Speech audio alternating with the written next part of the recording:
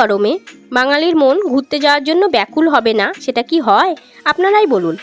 আমরা খুঁজছিলাম কোলাহলবিহীন এক সুন্দর পাহাড়ি গ্রাম। তাই অনেক খোঁজার পর আমাদের ডেস্টিনেশন ছিল মনসুং, যেটা আপার কাশিয়াংয়ে অবস্থিত। বহরমপুর থেকে শিলিগুড়ির উদ্দেশ্যে বাসে যাত্রা করার পর আমরা পৌঁছিয়ে গিয়েছিলাম তেনজিং নোরগে বাস স্ট্যান্ড। সেখান থেকে কালিম্পং গাড়িতে পৌঁছানোর পর আমাদের বেশ খিদে পেয়ে গিয়েছিল। ওখানেই ছিল কারমাস তামাং বলে একটা দারুণ রেস্টুরেন্ট। কালিম্পং যাব আর মোমো থুকপা খাবো না তা কি হয়?